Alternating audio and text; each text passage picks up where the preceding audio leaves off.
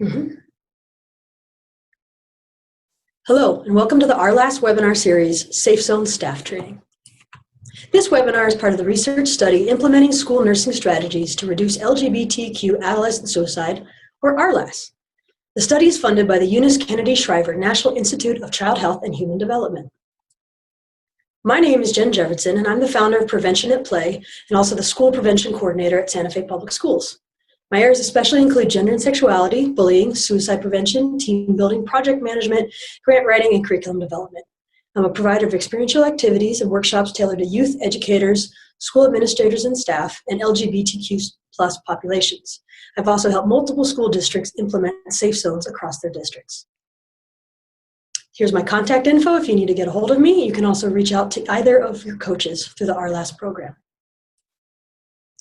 Our objectives for today are to understand the purpose of the Safe Zones program, identify the main components of a Safe Zones program, name resources to provide to LGBTQ+ youth in need, name the rights, responsibilities, and limitations of a Safe Zones volunteer, and explore ways to launch a Safe Zones at your school site. If you haven't done so already, please pause this video and have everyone share their name, their gender pronoun, which is he, him, his, she, her, and hers, or they, them, and theirs, most commonly, your role at the school, and what brought you here. Why do you want to be a Safe Zones volunteer? And if you've already done this, just let this video keep playing. So let's start with what is Safe Zones. So overall, Safe Zones is an intentional program that helps all students in the entire school be safer, more welcoming, and more inclusive. And while this program is really targeted for all students, the most vulnerable population are our marginalized students. So typically, that's our lesbian, gay, bisexual, transgender, queer, questioning, etc. students, our students of color, our students with disabilities, and our undocumented students.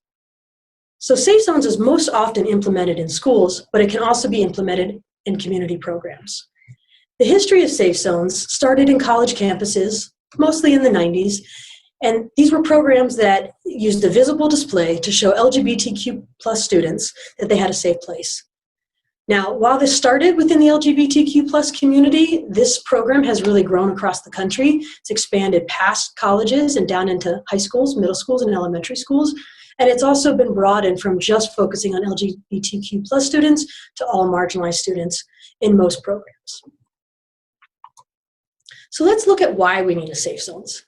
So the first thing is that by having a Safe Zones program, it very clearly and visibly identifies safe and supportive adult allies. Through an ideal program, it's going to provide extra training and support to self-identified school staff. It sends a message to all of your students that their identity is seen and valued. And overall, it promotes a culture of diversity and inclusion, and it can really dovetail with your bullying prevention efforts. So let's take a little bit of a look about why it focuses on LGBTQ+ youth and why LGBTQ+ youth are really centered in Safe Zones programs. If we look at our 2015 New Mexico Youth Risk and Resiliency Survey data, or RLAS, we can see that the green circles are our LGB students, because we don't quite, in 2015, we didn't yet measure the impact for our transgender and gender nonconforming students. But for our lesbian, gay, and bisexual students, you can see for missing school, being bullied, and being electronically bullied, that this is happening to them at almost twice, or at least twice the rate that it is for our students who self-identify as straight. Now, if we look at their mental health, if we look at the rates of feeling sad or depressed, attempting suicide, or seriously considering suicide, again, they're at least just about twice as much as our straight students. So this shows you how much more our LGB students, and we can also infer that our transgender and gender nonconforming students as well, how much more they are at risk compared to our straight students. If we look at their rates of using substances, for alcohol, binge drinking, and marijuana, we can see that the rates are significantly higher as well. And on to other substances like cocaine, heroin, meth, and painkillers. Again, these rates are significantly higher than our straight students. And just as a reminder, all of this data, what it tells us is the environment in which our LGBTQ+ students are suffering in, through harassment, through stigma, It is not a pathology. These students don't have higher rates for some of these behaviors because they identify as LGBTQ+, but it's more because how the community at large, the environment, can affect them. I also want to point out, while this data is challenging to look at and to see how at risk our LGB students are, many of our LGB students also thrive and are living really happy and successful lives as well. So let's take a look at Safe Zone's best practices. So first, one of the most important components is that this is volunteer-based. And so it is important to not take a sign, and you may feel compelled to say, well, I want our whole school to be a safe place. So let's put a sign on the front door and say, this school is a safe zone. And while in an ideal world, that would be incredible, that's just not the reality of what our schools are. And so it is really important that individual teachers want to take the step to put the sign up in their space, whether it's an office, a classroom, an area, to say that this is a safe place for all students. Now, some teachers may also feel that they are, welcoming and inclusive to all students, but they may not want to put themselves out there as a resource. Some teachers, they just want to teach biology. They just want to do, the main teaching component of their job. And other teachers are more compelled to say, no, I'm here for you. I have the time, energy, and space to listen. I want to put myself out there. So it is important that this is a volunteer basis, that it is not a mandate for all teachers. And I encourage you to look at including all staff. So counselors, nurses, administrators, front desk staff, bus drivers, really anyone can be Safe Zone trained. And any of those folks that get trained can then choose to put a sign up indicating that their space is a safe zone. We're going to cover signs in a little bit later in this webinar, but it is helpful to have a sign up somewhere that indicates and says what a safe zone is and why it's important. And so that's signage, and we'll circle back to that in a little bit. It's important that the staff have training around issues. So to start with, we definitely want to have an LGBTQ+ 101. I recommend watching the free educational video, I Am Me. It is a great primer on LGBTQ+ issues, and I encourage that there's other trainings on other issues, looking at what students of color face, looking at what school pushout is, looking at what our undocumented students face or our students with disabilities. So having extra training around what the experience of these students is like can really help us be more informed, more powerful Safe Zones members. It's important that the expectations of a Safe Zones volunteer are really clear. We are not trying to say that these folks who volunteer to be part of a Safe Zones are now suddenly counselors. They are not mental health professionals, unless they already are, in which case that's fantastic. But this is really, the Safe Zones program is just giving adults who want to be an ally a little bit of extra information, a little bit of encouragement and tips, and then the resources on how to refer. So they really are just meant to be a listening ear, a soundboard, an ally to that young person, but they're not meant to be, to function in the capacity of a mental health professional. They can be a really important step, though, in helping that young person find mental health support if that is what they need.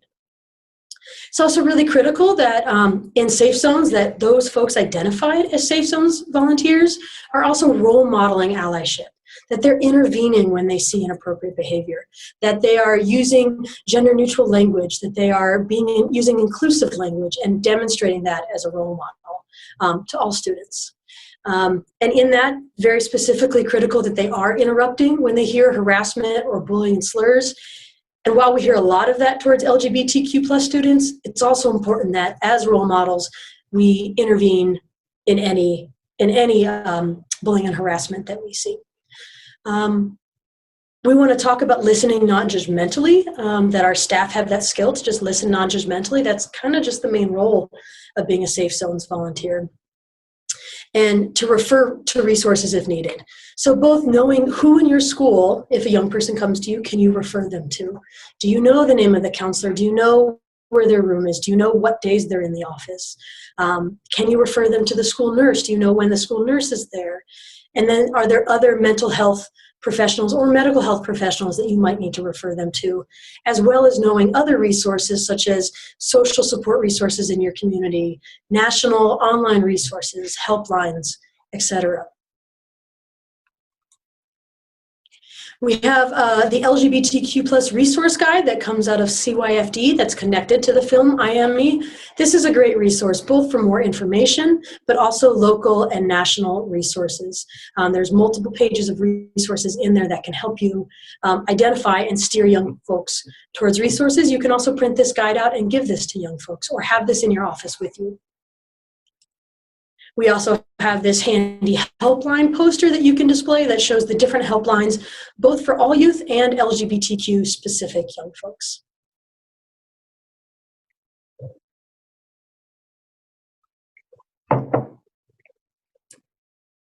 So let's dive into the responsibility of a Safe Zones volunteer.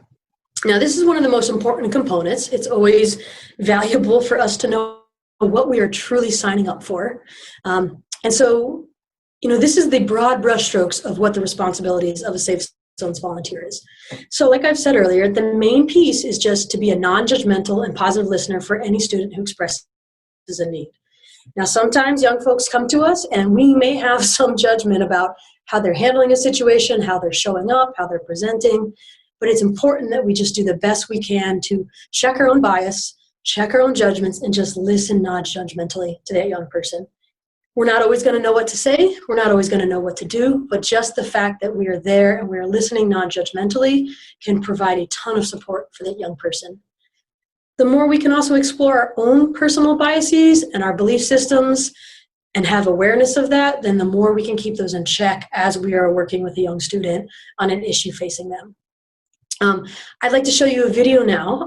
It's from a woman who is Dr. Brene Brown, and she does a lot of great work around blame and shame and vulnerability, but especially empathy. So this is a short 3-minute video on empathy. And I like this because sometimes we just don't know what to say. And for me, when I first saw this, it really helped me have a sigh of relief and give me kind of a very simple but tangible way to respond to folks. So please enjoy this video on empathy by Dr. Brene Brown.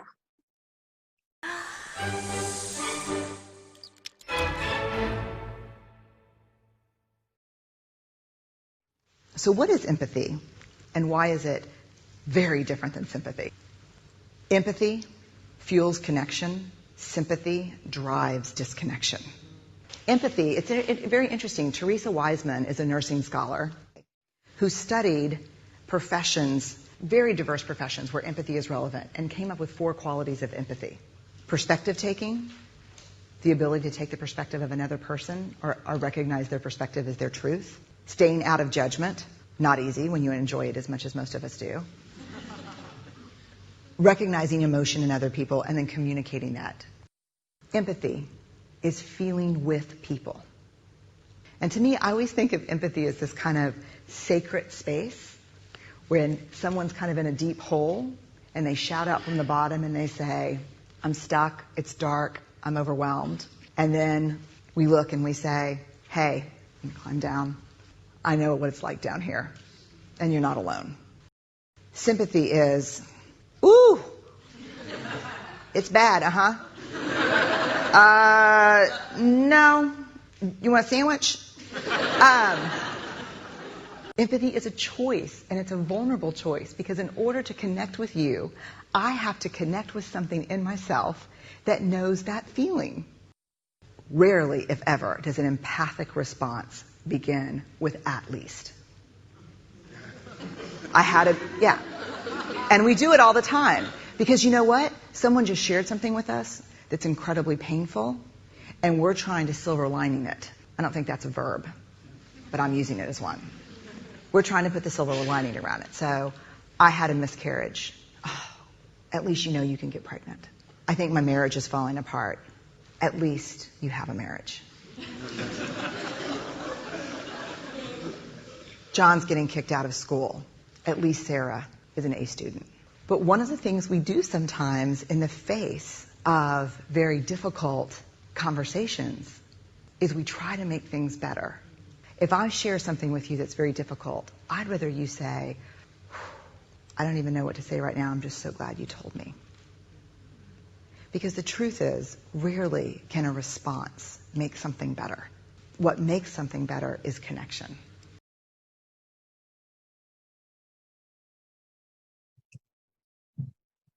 I hope you enjoyed that video. For me, it really highlights that the most impactful, powerful thing we can do is just show our young folks empathy. So continuing on with some responsibilities of a Safe Zones volunteer, is that it's important to promote a sense of confidentiality so that young folks who come to you know that what they say to you is for the most part going to stay with you, that they can feel really safe, and you're not necessarily going to call their parents and tell them what, so-and-so said, but they feel like you're safe and they can trust you. Now, it's also important to let young folks know that there are some exceptions to when, as a mandatory reporter in the state of New Mexico, that you may have to break that confidentiality. And so I always like to share this with young folks before an issue comes up, before they've just disclosed something to me, so that they have that information and know that I might have to do something with that knowledge. And so I like to share that if they tell me that someone is hurting them, that they are going to hurt someone else, or that they are going to hurt themselves, that I must share that with folks. And so I start that off before it comes up. I let them know that, but that otherwise what they say to me can stay in confidence.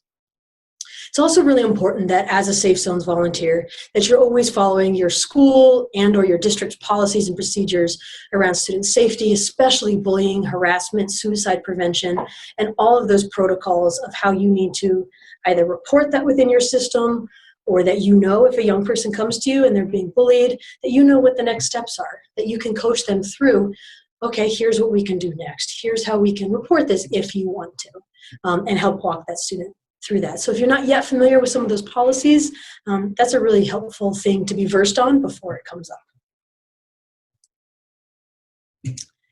And some more responsibilities of a Safe Zones volunteer is to really, like we talked about earlier, is being that role model, that, showing that allyship, and interrupting that bullying and harassment and or slurs when you hear them.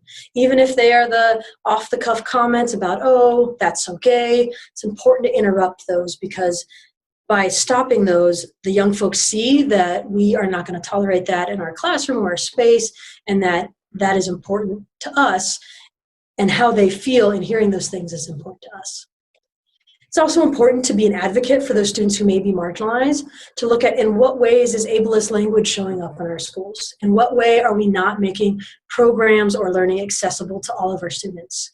In what way are people's biases coming up in our school? So how do we advocate for all of those students who are marginalized? I encourage each person to continue educating yourself on related issues, whether it's looking at what is school pushout, whether it's looking at issues affecting students with disabilities, looking at issues facing folks of color, facing our Native students, our undocumented students, our LGBTQ plus students, our trans students. And so to really continue on our own, checking out some of those resources. Facebook, social media, the internet could be a really great resource to, in small little chunks, continue building our own knowledge base. And then also is to provide resources and or reference materials when appropriate. So if a young person comes to you and they're experiencing some crises, give them that sheet of helplines. Share a card from the Trevor Project or from one of our local suicide prevention helplines. So have some of those resources handy that you can share with young folks. It's also important to talk about what are your rights as a Safe Zones volunteer. And so it's important to know that you don't have to handle this on your own. You can refer the young person to the counselor or to the nurse. You can reach out to other Safe Zones contacts or volunteers, depending what phrase you use to call yourselves. But you can say, hey, I'm not really sure what exactly we should do right now. Let's go see, what Miss So-and-so thinks. She's also a Safe Zones volunteer, and I know she knows more about this kind of resource. So feel free to reach out to your own colleagues and view yourselves as a team to support these young folks. Typically, at each school site or for the district, there's some sort of Safe Zones coordinator, some sort of point person. So feel free to reach out to that person for more support or education or just as a sounding board. And know that you also have community organizations in many places. Many of our organizations are statewide. You can always call the Transgender Resource Center of New Mexico. You can call the New Mexico Genders and Sexualities Alliance Network of the Santa Fe Mountain Center. We have the Gay, Lesbian, Straight Education Network of Albuquerque, GLSEN of Albuquerque. There's PFLAGs across the state. There's the UNM LGBTQ plus resource center. So New Mexico actually has a ton of great resources that if you need more materials, more support, you can reach out and get assistance. And don't forget, you also always have your coaches. As an implementation site, you have coaches that can help connect you quickly, help provide resources, send you materials. So check in with your IRT team at your school site to get hold of those coaches. So now that we have the background of what a Safe Zones is, why we need Safe Zones, what your role is as a Safe Zones volunteer, now it's time for you all to figure out how to launch this at your school site. How do you build this across the school? Or if you already have it happening, how do you grow it? How do you make it as robust and powerful and strong as it can be? So I'm going to run us through a few different pieces that help us really launch at a school site. You may have covered some of these. You may be all set up on some of these. But from here is where you will explore where you need to focus your teams and your Safe Zone volunteer teams at your school site, how to focus your efforts. So ideally, the first thing you'll do is you'll get either the school or the district's approval. You'll identify a point person. If you have a point person at the district level, I also recommend having an additional point person at the school. Many times when there's a district-wide Safe Zones program, there's one or two representatives from each school that attends the district-wide meetings, and so probably one of those folks would be your point people to bring back that information and share with your entire team. Recruit staff volunteers. So many of you are here today because you have been recruited as a possible Safe Zones volunteer. It's important that all of the staff know what the Safe Zones is. So even the staff who at this point don't care to be a Safe Zones volunteer, which is absolutely okay, make sure that they know about it because they might be able to refer a student to one of the Safe Zones members. Or if they ask, if a young person says, hey, what is this Safe Zone thing? They can at least explain what it is. And then as you communicate to other staff, you also want to come up with a plan of how to let all the students know about it and how to let the parents know about it. And that marketing can be done in many different ways. It can be posters, the signs in and of themselves can be a marketing, but maybe you have video announcements and you can have some of the Safe Zones members or involve your Gay Straight Alliance or Genders and Sexualities Alliance Club talking about what a Safe Zones is and why it's important. So there's many different ways that you can brainstorm. How do we let everyone know what this is? And then I encourage you all to plan some ongoing Safe Zones check-ins, trainings, networking. Some districts or schools have, monthly meetings, quarterly meetings, once a semester, but something to kind of just check in, provide support, network amongst each others, and continue that process of training and just how it's going, especially as you start a new program. So when we're looking at signs, so it is incredibly helpful to have some sort of sign up saying what a Safe Zones is. Now, here are just a small set of examples of signs that I've pulled off the internet. Some of these are specific to the school that it's at. So you'll see the UNM Safe Zones. That is what UNM uses. It's got the UNM logo on it. It says UNM. There's a couple others from different schools and universities that have you could do the mascot, you could just say, your school name in there. One of the things on the far right, the one that says positive space, you probably can't read that small fine print, but you can think about on your sign, in addition to the visual logo, having a sentence or a few sentences about saying what a Safe Zones is. This is a safe place for everyone of all sexual orientations, gender identities, gender expression, race, ethnicity, color, immigration status, language spoken, body, class, ability, disability, et cetera, et cetera. So you can list out some of those things to communicate to young folks what this program really is and who it's meant for. And especially when you do that and have that language, that can be an excellent marketing tool in and of itself, because if folks don't recognize what it is, they can read the sign. If they're able to read that sign and see what it's about. You'll notice that many of the logos I've pulled have a rainbow in them. Not all Safe Zones need to have a rainbow, but the rainbow icon is something that LGBTQ plus students will very readily and easily identify. They will often see that from across the room, and they will know in some way that that is LGBTQ plus friendly. So many signs utilize the rainbow, some still utilize the triangle, but the rainbow is definitely the most recognizable indicator to LGBTQ plus young folks. So I encourage you to come up with a logo that works for your school or your district. One thing you can do is also have a student contest where students in your school or students in your district design the logo. That can be a great way to have ownership and buy-in. You can give whatever parameters. You can say, you know, use the mascot, don't use the mascot, use a rainbow, we don't care what you do. You can really set as many parameters as you like and have a contest. It does take a little extra work to run a contest, but for some districts, it's a really fun way to create a buzz, to, you know, market the program, to share what's going on, and to spread really just the information and the intent behind the program. So it can be a multi-pronged approach. And so here is that overall list from the last 2 slides. So at this point, this is going to conclude my piece of the webinar. And so now I'm passing the mic to you all. And so now as a staff team, I encourage you to take however much time you have remaining and talk about where are you currently at in this list of to-dos. What do you need to work on? What action steps do you need to plan? What is your timeline? What are your next steps? And so I'm going to leave it to you all now to figure out how you truly launch the Safe Zones program at your site. I thank you very much for attending this webinar and watching all these slides. And I really thank you for considering and becoming a Safe Zones volunteer and creating a Safe Zones at your program at your school. It will absolutely make a difference to many of your students. Thank you.